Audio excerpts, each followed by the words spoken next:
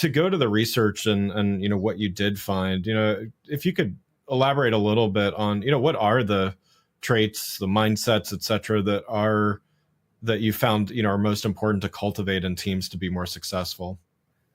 Yeah, so in the book we actually talk about a few of the traps we've seen teams fall into.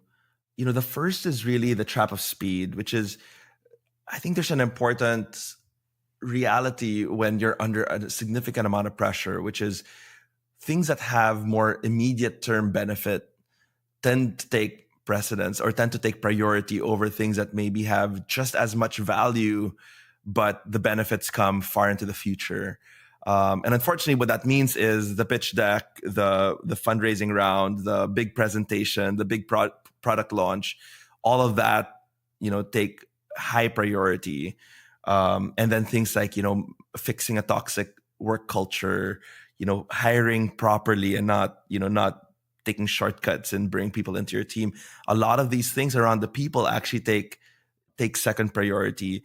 And yet the research shows us almost quite the opposite, which is, a lot of smart investors and a lot of leaders know that, ideas are a dime a dozen. It's execution that really matters.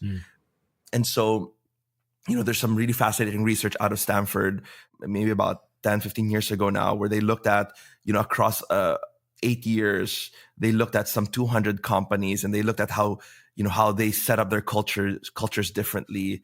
And they basically showed that very early decisions you make on your culture can predict things like your likelihood to fail, or your likelihood to get an IPO, or if you do get through an IPO, your likelihood to grow your market capitalization. And so we encourage founders and leaders to really not take this for granted. And this is a day zero consideration. It's not something you can push out for later on. So that's the first one on the trap of speed. I think the second one is really about the trap of the inner circle, which is we found that, when you're under a lot of pressure, doing some really high things that feel like high stakes, you want to our tendency is to surround ourselves with people that we can trust. And many times people we can trust will tend to think similarly, have similar backgrounds, perhaps might even be in the specific case of startups, of which maybe some of your listeners are a part of. Many startups co-found with friends and family. Right. And the tricky thing when you're building a team with people in an inner circle is the cost of the relationship tends to be not just the professional cost, but there's also some personal cost to the relationship. And so the value of these relationships can be so high. And as a result, our ability to have the difficult conversations, to talk about the elephants in the room, drops quite significantly.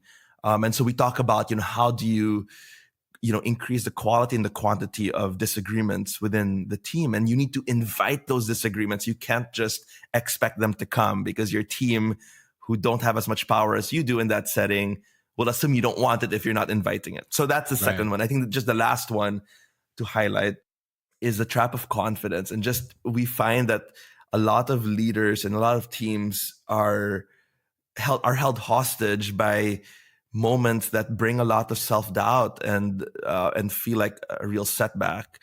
And the reality is that when you have big goals, the way many, innovative and ambitious and startup like teams are, if you have big goals, you're not going to meet them all, but you need to figure out a way to be resilient and to manage through that process really well. And what we found in our data is that, founders and startup leaders will tend to expect that their confidence increases over time as they become more and more confident in what they do.